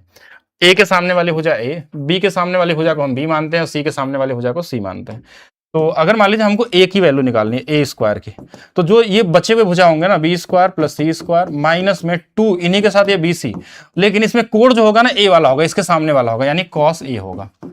अगर मान लीजिए यहाँ पे हमको बी स्क्वायर की वैल्यू निकालनी होती तो बी स्क्वायर के सामने ये दोनों भुजाएं हैं कौन से, सी स्क्वायर प्लस ए स्क्वायर माइनस में 2ca, और कॉस कौन सा आएगा, जैसे जो बी वाला है वो वाला आएगा, कॉस बी आ जाएगा यहाँ पे। ऐसे आप सी स्क्वायर का भी निकाल सकते हैं, जिसका भी चाहिए वो सेम इस तरीके से बना सकते हैं कोसाइन रूल के अंदर में। चलिए आगे चलते हैं नेक्स्ट की तरफ। नेक्स्ट क्वेश्चन क्या है इसको समझते हैं। दो त्रिभुज हैं एबीसी है और एक्स वाई जेड को संदर्भ में लीजिए। त्रिभुज एबीसी के आधार 21 सेंटीमीटर है, अन्य दो भुजाएं भी दिया हुआ, थोड़ा छोटा बना लेते हैं, हो सकता है क्वेश्चन छोटा हो। तो आधार कितना दिया है 21 दिया हुआ है, और दो भुजाएं, एक को 10 और एक 17 मान लीजिए। फिर क्वेश्चन में क्या बोला, एक इसका नाम एबीसी है। फिर एक और त्रिभुज दिया था एक्स वाई जेड, हमारे पास एक्स है, वाई है और जेड है। एक्स वाई जेड का जो आधार है त्रिभुज एबीसी के आधार का 2/3, इसका 2/3, इसका 2/3 कर देंगे तो ये निकल जाएगा 2/3। तो 3 से 7 गुणे 2, 3 7 गुणे 2 14 इसका आधार हो जाएगा। और इसकी ऊंचाई भी दिया है, इसकी ऊंचाई 5 दिया हुआ है, तो इसका एरिया तो निकाल सकते हैं, लेकिन पूछा क्या है, त्रिभुज एबीसी और एक्स वाई जेड के क्षेत्रफल का योग, तो इसका एरिया तो देखिए ऐसे निकल गया, हाफ 14 गुणे में 5, ये 70 यानी कि 35 आ जाएगा। अब ये 35, इसका एरिया कैसे निकालेंगे, ये तो राइट एंगल ट्रायंगल भी नहीं है कि सीधा निकाल दें। तो फिर से बात आता है हीरोन फार्मूला, कैसे लगाएंगे मेंटली में एरिया, इसका जल्दी लगाना तो पहले जोड़िए इनको। ये वाला 10 31 हो गया, 31 और 17 48, 48 का आधा 24, ये हो गया सेमी पेरीमीटर। 24 में इसे एक बार 10 घटा लेंगे तो 14 आ जाएगा। 24 में एक बार 17 घटा लेंगे तो 3 और 4 7 आ जाएगा। 24 में एक बार 21 घटा लेंगे 3 आ जाएगा। देखिए क्या बन रहा है यहाँ पे देखिए 7 और 2 बन रहा है, ये 7 और 3 है। इसमें क्या निकाल सकते हैं, इसमें हम निकाल सकते हैं 4 निकाल सकते हैं और 6 को अलग कर लीजिए। तो देखिए 7, ये वाला 7, ये वाला 7 बाहर आ गया, और यहां से 4 वाला एक 2 आ जाएगा बाहर, इसको भी बाहर कर लिया हमने। 6 दूना 12, यहाँ 36, एक 6 भी बाहर आ जाएगा। 6 दूना 12 और 7 84, तो इसका एरिया 84 है और इस वाले का 35 था, दोनों को जोड़ लीजिए, 5 4 9 8 3 11, 119 वाला क्या होगा आपका 119। आंसर नीचे दिख रहा होगा, 119 इसका आंसर है, ठीक है, इसमें विजिबल नहीं है। चलिए नेक्स्ट क्वेश्चन की तरफ चलते हैं। निम्नलिखित में से कौन सा विकल्प त्रिभुज के बारे में सत्य नहीं है, ये आपसे पूछा गया। तो पढ़ते हैं इसको, देखते हैं क्या दिया गया इसमें। किसी दिए गए क्षेत्रफल के लिए समबाहु त्रिभुज का परिमाप सबसे कम होता है। और दूसरा क्या दिया, 50 वर्ग इकाई क्षेत्रफल वाले एक समद्विबाहु समकोण त्रिभुज की एक भुजा की लंबाई 8 सेंटीमीटर है। ओके, ऐसे समकोण त्रिभुज होते हैं जिनकी भुजाओं की लंबाई 3 क्रमागत प्राकृतिक संख्याएं होती हैं, ये तो सही है। यदि किसी त्रिभुज की सबसे बड़ी भुजा 4 है तो उसके क्षेत्रफल 8 वर्ग इकाई से कम होगा। अब इसमें तो सबको एक बार हम लोग प्रूव करके देखते हैं किसमें किसमें पॉसिबल है, ठीक है। अब जैसे कुछ चीजें तो कॉमन थी जो मैंने देख लिया, बाकी हमको प्रूव करना होगा। देखिए एक समकोण त्रिभुज है जिनकी भुजाएं क्रमागत प्राकृतिक संख्याएं होती हैं, तो ये तो सही है क्योंकि 3 4 5 ही हमको एक दिख जाता है, क्रमागत प्राकृतिक संख्याएं होती है, तो ये वाला तो हमारे पास सही है। पहले पॉइंट पे चलते हैं। किसी दिए गए क्षेत्रफल के लिए समबाहु त्रिभुज का परिमाप सबसे कम होता है, और सेम एरिया अगर रहे तो, सेम एरिया रहे तो हमारे पास बोला था। समबाहु त्रिभुज में अगर मैं बात करूं, अगर कोई भी एक ले लेते हैं हम लोग, मान लीजिए 6 6 ले लेते हैं, तो ये हमारे पास 18 हो जाएगा, ठीक है। और इसका एरिया की बात करेंगे तो √3/4 36 है, 9√3 हमारे पास बन जाएगा। अगर यही सेम चीज हम दूसरे अगर हम त्रिभुज के लिए ले लेते हैं, त्रिभुज के लिए क्षेत्रफल हमारे पास यही सेम रहना चाहिए, तो उसके हिसाब से मैं अगर राइट एंगल ट्रायंगल बना लूँ या फिर किसी और बना लूँ, तो ये भी तो पॉसिबल। परिमाप सबसे कम होता है 6, मिनिमम वैल्यू हमारे पास और मैक्सिमम वैल्यू के हिसाब से। तो P1 P2 और P3 का रिलेशन निकाल लेते हैं परिमाप में, अगर तीनों को जोड़ते हैं हम लोग। तो भुजाएं A प्लस बी प्लस सी, और साथ में हमारे पास कोई और भुजा ले लेते हैं A, और दोनों हमारे पास हो जाएंगे। तो सबसे कम होगा, परिमाप सबसे कम होगा तीनों भुजाएं। देखो तीनों का परिमाप की अगर मैं बात करूँ ना, तो मेरे हिसाब से ये पहला वाला ही गलत है कि ये पॉसिबल नहीं है, क्योंकि जब हम मैक्सिमम मिनिमम वैल्यू निकालते हैं तो A प्लस बी प्लस सी एक तरफ हमारे पास है, और एक तरफ हमारे पास क्या है, A प्लस ए। ये तो हमको मैक्सिमम देना चाहिए, हमारे पास क्या देना चाहिए, जब हम मैक्सिमम मिनिमम वैल्यू निकालते हैं तो इन दोनों में हम क्या करते हैं, मैक्सिमम वैल्यू की तलाश करते हैं। ठीक है, बाकी एक बार और भी हम चेक करते हैं कि और भी तो कोई आंसर नहीं है। 50 वर्ग इकाई वाले क्षेत्रफल वाले एक समद्विबाहु त्रिभुज, समकोण त्रिभुज है। समद्विबाहु समकोण त्रिभुज मतलब ये दोनों भुजाएं बराबर है। एक बार चेक कर लेते हैं, चेक करने में ये ए है, ये भी ए होता है, तो हाफ ए स्क्वायर की वैल्यू 50 दिया हुआ है। फिर क्वेश्चन में क्या बोला, एक भुजा की लंबाई 8 इकाई है, तो एक बार चेक करते हैं इसमें। तो हमारे पास ए स्क्वायर की वैल्यू यहाँ पे 100 हो जाएगी, तो ए की वैल्यू हमारे पास कितनी हो जाएगी, 10 हो जाएगी। तो अगर ये 10 है मान लीजिए और ये 10 है, तो ये वाला 10 रूट में हमारे पास 2 आ जाएगा, नहीं तो इसमें 8 नहीं होगा, तो ये वाला सत्य नहीं है। तो पहला वाला ही हमने क्या कर दिया, देखिए ये इस वाले में तो कम हो गया, इसको तो सही कर लेते हैं, ये वाला हमारे पास गलत है। तो ऑप्शन बी यहाँ पे क्या होगा, हमारे पास राइट आंसर होगा। लेकिन इस वाले को मैं एक बार और चेक करके बताऊंगा कि इसमें और क्या पॉसिबिलिटी हो सकती है। ठीक है, फिलहाल में इसमें अभी डाउटफुल है, तो बाकी हम लोग चेक करेंगे। ठीक है, अभी मुझे ध्यान में नहीं आ रहा, बाकी आगे चलते हैं नेक्स्ट क्वेश्चन की तरफ। नेक्स्ट क्वेश्चन क्या है हमारे पास, चतुर्भुज PQRS में R और S के समद्विबाहु त्रिभुज बिंदु T पे मिलते हैं। ये भी एक अच्छा प्रॉपर्टी है, एक अच्छा थ्योरम है, जिसपे बहुत सारे क्वेश्चन आ गए थे। 24, 25, 26 आप सभी में देखेंगे ना, तो हर जगह क्वेश्चन इस पे आपको दिखाई देंगे। फिर हम बात करते हैं यहाँ पे क्या कि अगर मैं त्रिभुज PQRS कुछ भी बना लेता हूं, चतुर्भुज है तो कैसे भी बना लीजिए, आपकी मर्जी के ऊपर है। P है, Q है, R है और S है। प्रॉपर्टी तो नहीं प्रूव करेंगे हम लोग, बस यहाँ समझ लीजिएगा। देखिए क्वेश्चन ने बोला R और S के समद्विभाजक, यानी इसका और इसका कोण समद्विभाजक, इसका और इसका कोण समद्विभाजक T पे मिलते हैं। ठीक है, T पे मिलते हैं, तो अब क्वेश्चन में इसकी वैल्यू दिया, लेकिन इसकी प्रॉपर्टी समझ लीजिए। जो ये T होता है ना, ये T कोण T जो होता है, ये हमेशा P प्लस Q का आधा होता है। यानी ये दोनों कोणों को जोड़ के अगर आधा करेंगे तो ये आता है हमारे पास T। ये आपको जानने के लिए हो गया।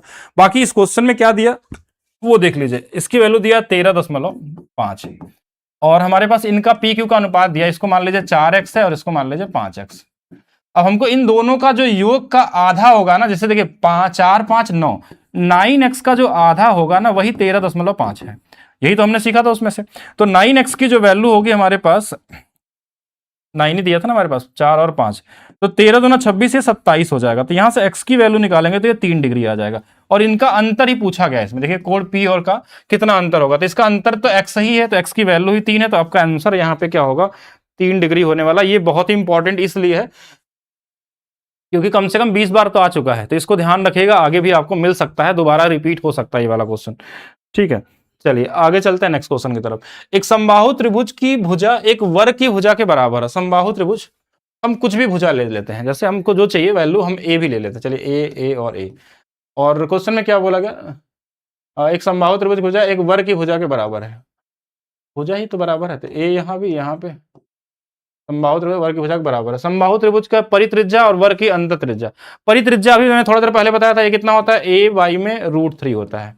अंत त्रिज्या यानी इसके अंदर बना लेंगे, देखिए यहां से यहां तक ये a/2 होता है, बस अनुपात निकल गया a/2। तो a से a कट गया, ये 2 इधर चला जाएगा, √3 इधर आ जाएगा, 2√3 आ जाएगा। अगर आपको बेसिक जानकारी है तो आप आसानी से निकाल सकते हैं। ऑप्शन नंबर सी यहाँ पे क्या होगा, राइट आंसर होने वाला है।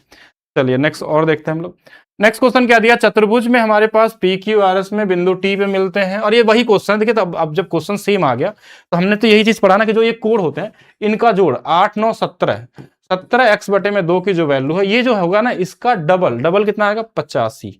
डबल करें क्यों, ऐसे देखिए पूरा ही लिख लेते हैं, बटे में 2 बराबर में क्या है, 42.5 है। ये 2 से गुणा होगा तो 17x की वैल्यू 85 आ जाएगी, और x की वैल्यू यहाँ से 5 डिग्री आ गया। पूछा क्या था, अंतर ही पूछा गया, तो x की वैल्यू 5 जो है वही अंतर हो जाएगा, क्योंकि हमारे पास 8 9 का अंतर एक ही होने वाला। अगर कुछ अंतर और होता तो उसको निकाल सकते थे हम लोग। चलिए नेक्स्ट क्वेश्चन और देखते हैं। एक समलंब का क्षेत्रफल 54 वर्ग इकाई है। समलंब क्या होता है, समलंब के बारे में थोड़ा सा करने से पहले या पहले सॉल्व कर लेते हैं, फिर इसके बारे में बताऊंगा क्या क्या चीज इसमें और चीज आपको ध्यान रखना चाहिए। समलंब त्रिभुज के, जिसको हम ट्रेपेजियम बोलते हैं, इसमें दो भुजाएं समानांतर होती हैं और दो भुजाएं समानांतर नहीं होती हैं। तो ऐसे कोई भी आकृति बन जाए तो वो हमारे पास समलंब हो गया, ट्रेपेजियम बोला जाएगा। इसका एरिया दिया हुआ, समानांतर भुजाएं दी गई हैं कि ये वाला 3x+1 है और दूसरा वाला क्या दिया गया है, 2x+2 दिया हुआ हमारे पास। समानांतर भुजाओं के बीच की दूरी भी दी गई है। बीच की दूरी हमेशा हाइट को ही हम डिनोट करते हैं, 3y दिया हुआ है। और x माइनस वाई की वैल्यू 1 भी दिया है। क्वेश्चन में एक डेटा दिया हो कि इसकी वैल्यू 1 है, इसका यूज करेंगे। भुजाओं का योगफल निकालना, मतलब किस कौन से भुजा, समानांतर भुजा, समानांतर ये दोनों, इन दोनों का योग निकालना है। तो इसका एरिया का फार्मूला होता है हाफ दोनों भुजाओं का योग इंटू में हाइट। देखिए 3 और 2 5x और +3 है, इंटू में हाइट हमारे पास क्या होगा, 3y होगा। इसकी वैल्यू 54 दिया है। 3 से काट लीजिए 18 बार में, ये 2 से गुणा हो जाएगा, इधर तो हमारे पास 36 आ गया। और यहाँ पे क्या हो गया हमारे पास, हाँ ठीक है, यहां तक हमारे पास वैल्यू मिल गई। तो इधर हमारे पास बच गया है 5x+3, अच्छा साथ में y भी है, और इधर में 3 तो हट गया था ना, ये 2 से गुणा होकर 36 हो गया है। अब इस y या x को किसी एक को तो रखना पड़ेगा। देखिए वैल्यू पुटिंग भी हम कर सकते हैं x y का, अगर आप मेंटली सोच पाए तो कर सकते हैं, नहीं तो आप y का मान यहां से उठा के क्वाड्रेटिक इक्वेशन बन जाएगा, x का मान निकल जाएगा या y का मान निकल जाएगा। आप किसी एक का मान रख सकते हैं, या हम x का मान यार, चलिए मैं रखता हूँ, छोटी वैल्यू है, 1 का डिफरेंस है, 3 2 भी हो सकता था। सबसे छोटे शुरू करते हैं पहले, तो 5 3 15, 3 18, 2 36 हो जाएगा। x का मान 3 ले लें और y का मान 2 ले लें तो ये पॉसिबल है। देखिए 5 × 3 15 और 3 18, 2 36। बाकी आप चाहे तो क्वाड्रेटिक भी बना सकते हैं, ये आपकी मर्जी के ऊपर। पूछा क्या गया था क्वेश्चन में, एक्स वाई अगर हमारे पास आ गया, भुजाओं का योगफल कितना था, 3 2 5x + 3 था। x की वैल्यू 3 है, 5 3 15 और 3 18, 18 आपके पास क्या होने वाला है, इन दोनों भुजाओं का योग आने वाला। बाकी ट्रेपेजियम में थोड़ा सा चीजें और मैं बता देता हूं, जो चीज आपको आगे से पता होनी चाहिए। एक ऐसी आकृति, इसमें दो तरीके के ट्रेपेजियम भी होते हैं। एक ऐसा ट्रेपेजियम होता है ना जिसमें ये दोनों बराबर भी होते हैं, इसको आइसोसेलेस ट्रेपेजियम बोला जाता है। पहला तो आपको एरिया वाला पता होना चाहिए, अगर इनके बीच में हाइट दिया है तो जो इनका एरिया होता है वो हाफ a + b इंटू में h होता है। पहला चीज तो ये हो गया। दूसरा इसके बारे में आपको ये पता होना चाहिए कि अगर मैं इनके मध्य बिंदुओं को मिला दूं, जो मैंने शुरू में बताया था आपको, ये a है, ये b है, ये x है, तो x की वैल्यू a + b/2 होता है। तीसरा आपके पास जो इसमें ज्यादा से ज्यादा मिल सकता है आपको, कि अगर कोई ट्रेपेजियम हमारे पास है, इनके डायगोनल के मध्य बिंदु को, अगर इन डायगोनल यहाँ है और इसका डायगोनल ये वाला डिविकल्ट, इसके मध्य बिंदु अगर मान लीजिए x है, ये a और b है, तो यहाँ x की वैल्यू a - b/2 होता है। ये मॉड कर लीजिएगा, क्योंकि जो बड़ा होगा छोटे में से घटा के आधा कर लेंगे। ये 3 तो होगा सबसे बेसिक जो क्वेश्चन आपको मिलते हैं। बाकी मेंसुरेशन में जाएंगे तो बहुत सारी चीजें इसके अंदर बनती है।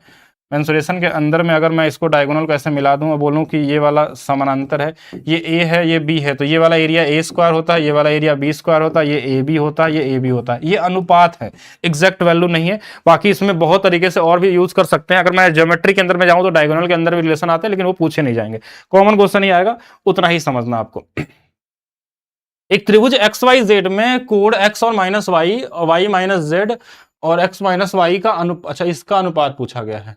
तो x - y की वैल्यू तो दिया ही है क्वेश्चन में, ये 40 है, हमको z की वैल्यू निकालनी है। तो हमको एक चीज हमेशा पता होती है, क्या, x + y + z की वैल्यू 180 तो फिक्स है।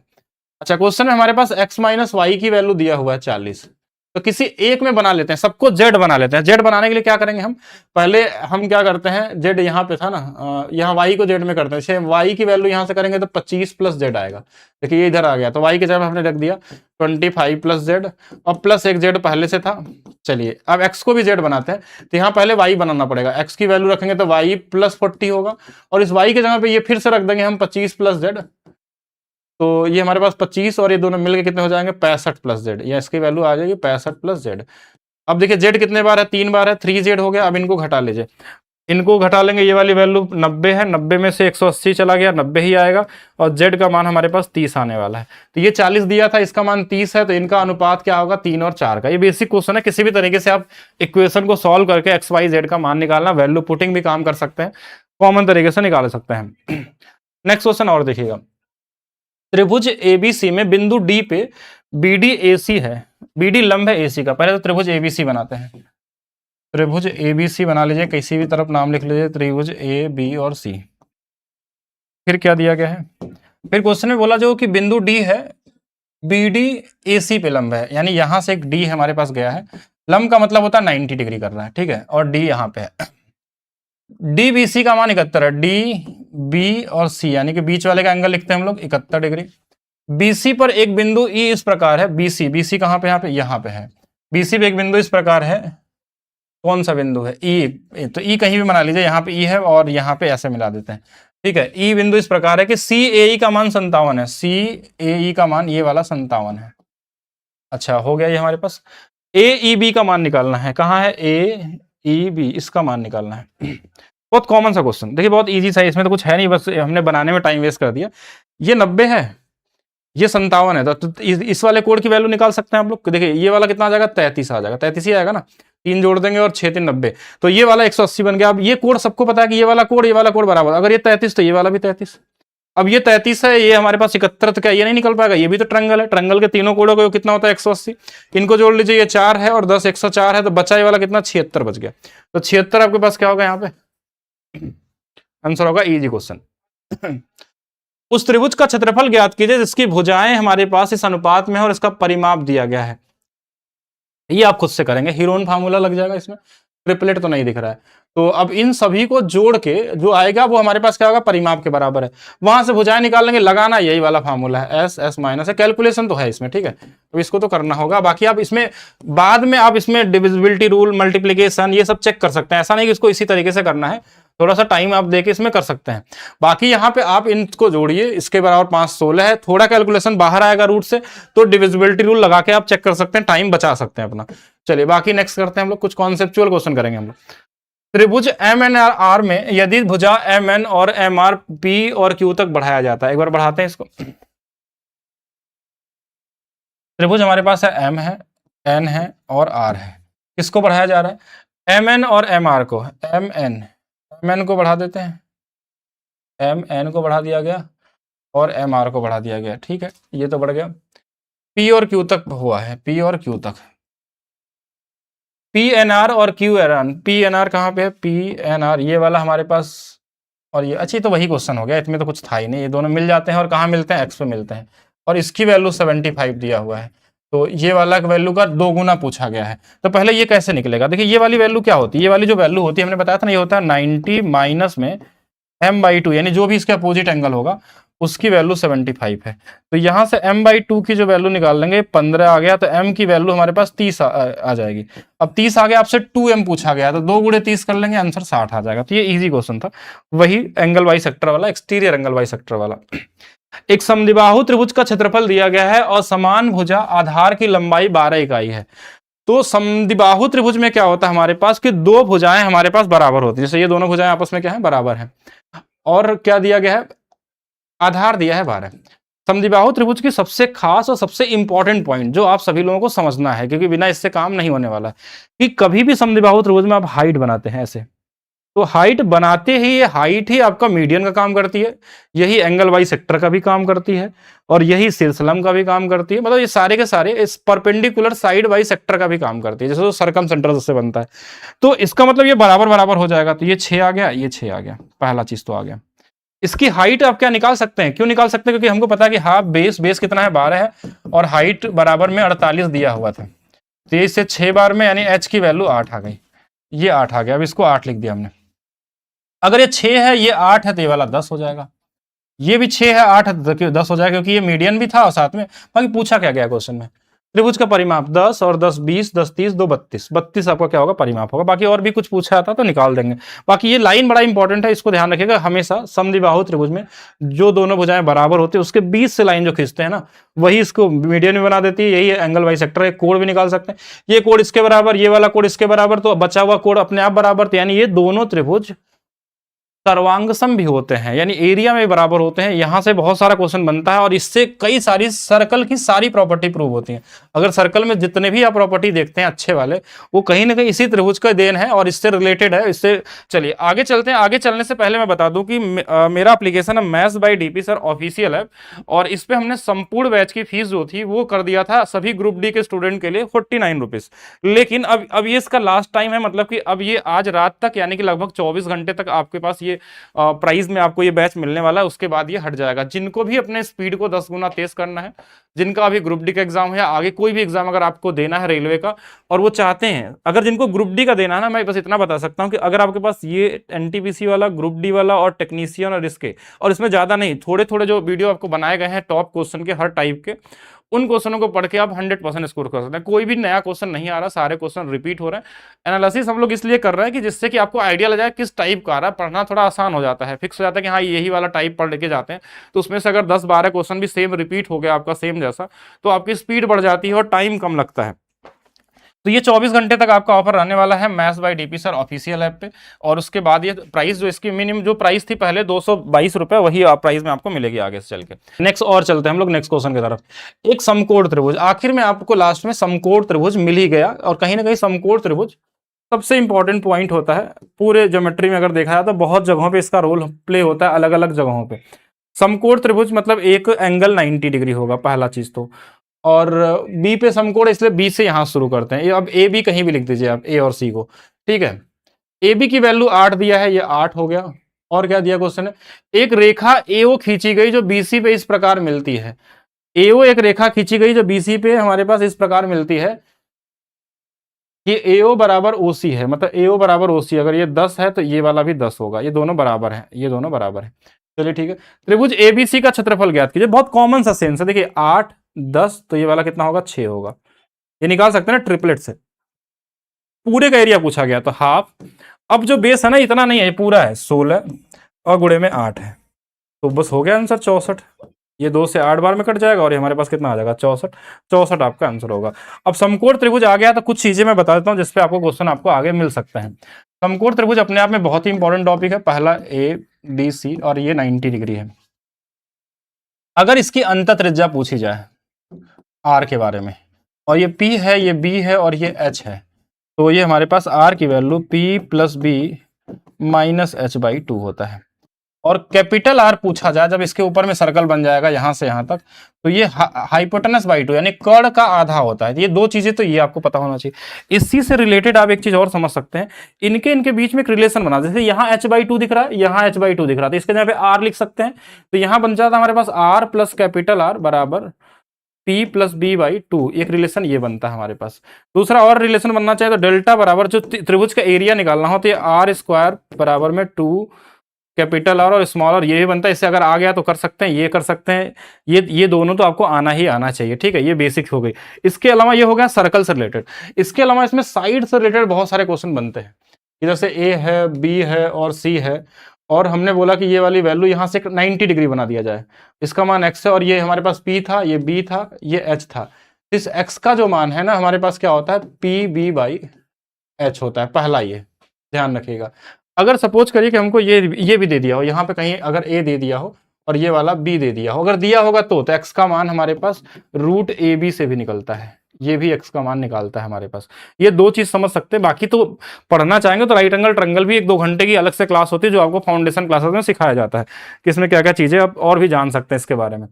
18 सेंटीमीटर भुजा वाले एक समबाहु त्रिभुज एबीसी में भुजाओं का केंद्रक जी है। तो केंद्रक जी दिया है, केंद्रक ही देखिए, अब समबाहु त्रिभुज आ गया तो जो केंद्रक है वही इन सेंटर भी है, वही सरकम सेंटर भी है, वही आर्थो सेंटर भी है। क्योंकि जहां सेंटर होता है समबाहु त्रिभुज में, ये भुजाएं जब बराबर होती हैं तो केंद्रक मतलब सेंटर जो होते हैं सभी सेंटर एक ही बिंदु पे मिलते हैं।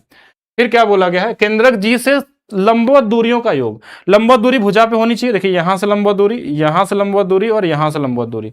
अब ये सेंटर है तो देखिए हमको हमारे लिए क्वेश्चन आसान हो गया। कैसे आसान हो गया, इसलिए आसान होगा कि ये जो अंत त्रिज्या का भी तो काम यही करता है। यानी ये R है, ये R है, ये R है, मतलब हमको 3R निकालना है। और R की वैल्यू होती है A/2√3 अंत त्रिज्या की।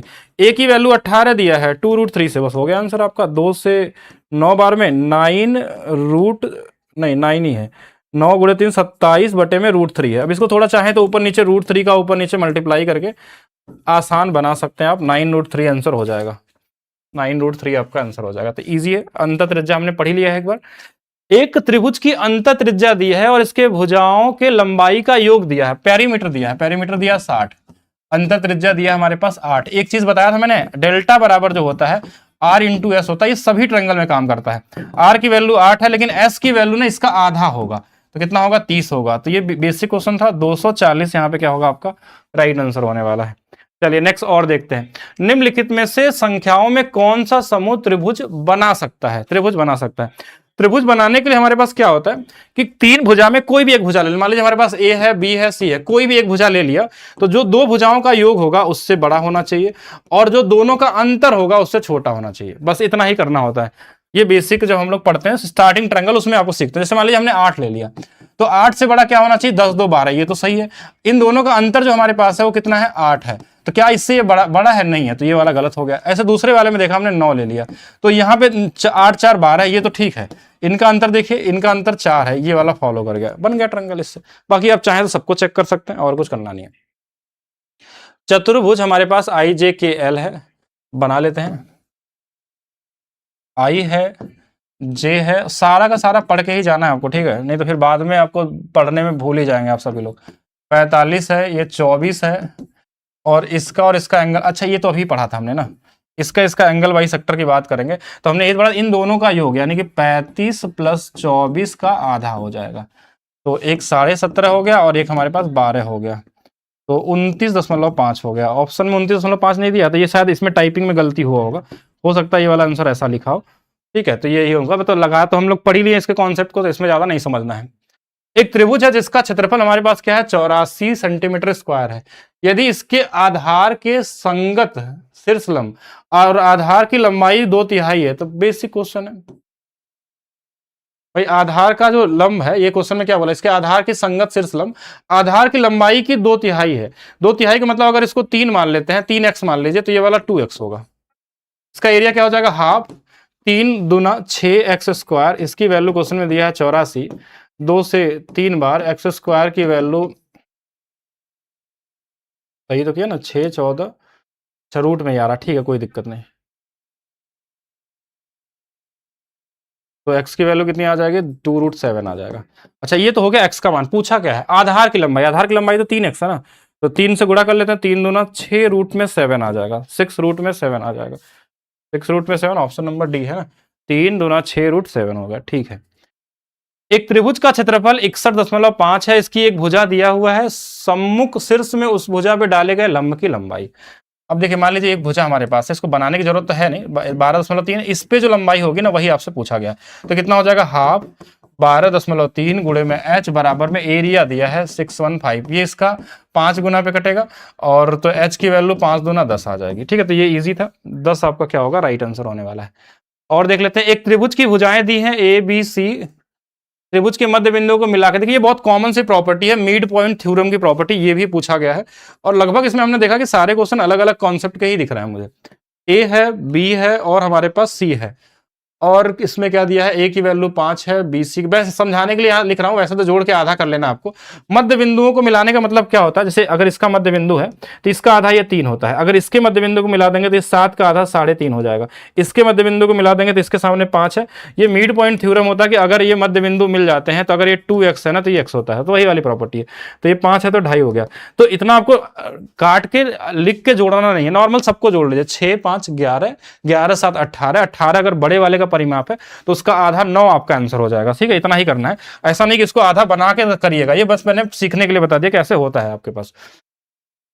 एक समबाहु त्रिभुज की दो बराबर भुजाओं में प्रत्येक की लंबाई, देखिए फिर से समद्विबाहु त्रिभुज आ गया था, अभी मैंने बताया था समद्विबाहु त्रिभुज में दोनों बराबर वाली 78 और 78 है। अब जैसे ही आपको समद्विबाहु त्रिभुज मिले तो आपको आंख बंद करके सबसे पहले इसमें हाइट बना लेना है, और यही हाइट इसको 2 बराबर भागों में बांट देती है, ठीक है, यही हाइट 2 बराबर भागों में बांटती है। अब यहां पे देखिए हमारे पास आधार की लंबाई 60 है, तो इसको 30 और 30 में बांट दीजिए। पूछा क्या गया, त्रिभुज का क्षेत्रफल यानी हाइट हमको निकालना है, तो ये इसमें लगभग 90% टाइम ये ट्रिपलेट ही होता है, क्योंकि ये राइट एंगल ट्रायंगल बना तो इसमें ट्रिपलेट ही बनेगा। देखिए 3 है और 78, कैसे 5 12 13, ध्यान से देखिएगा, 13 की वैल्यू 78 दिया है, 6 गुना पे तो 12 छंग 72 होगा, 5 छक 30 होगा, 30 और 78 है तो ये वाला कितना आएगा 72, लीजिए हाइट भी आ गया। एरिया कैसे निकलेगा, हाफ, बेस कितना है पूरा, बेस में पूरा ले लेंगे, कितना 60 और 72, 2 से ये 30 बार, 3 दूना 6, 3 7 गुणे 21 यानी 2160 आपका क्या होगा यहाँ पे राइट आंसर होने वाला है। बाकी डिविजिबिलिटी रूल 9 से कटने वाला नंबर, इससे भी अगर आप चेक करते तो लगा सकते थे। चलिए नेक्स्ट और देखते हैं, यदि त्रिभुज XYZ के आधार YZ को दोनों तरफ, त्रिभुज XYZ है हमारे पास, एक्स और वाई और जेड है, दोनों तरफ इसको बढ़ा दिया जाए।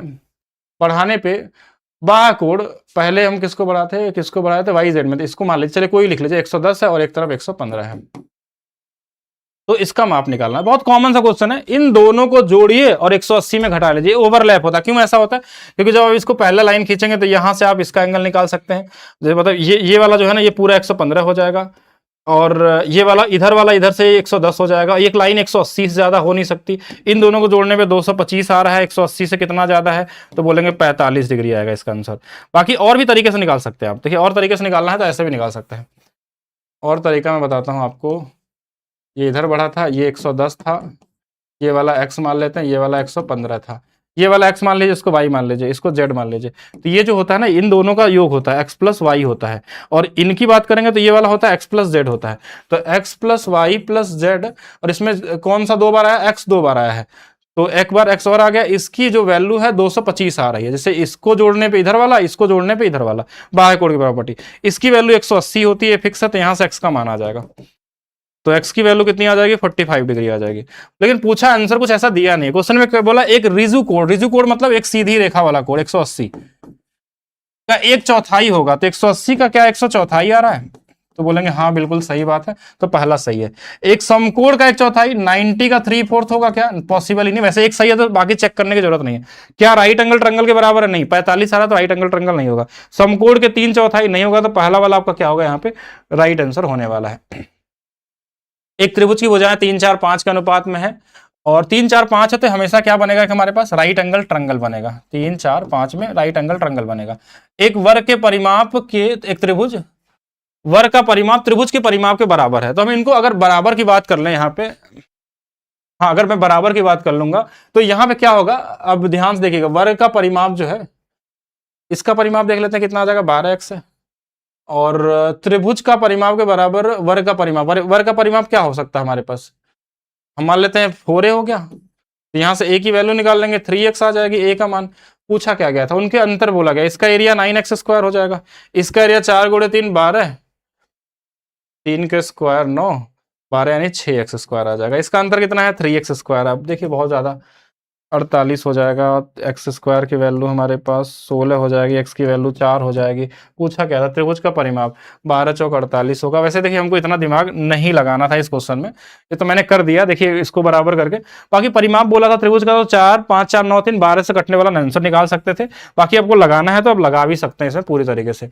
दो पूरक कोणों के मानों का अंतर 22 है। पूरक कोणों का योग जो होता है ना, वो हमेशा 90 डिग्री होता है, और जो अंतर हमारे पास है वो 22 दिया है।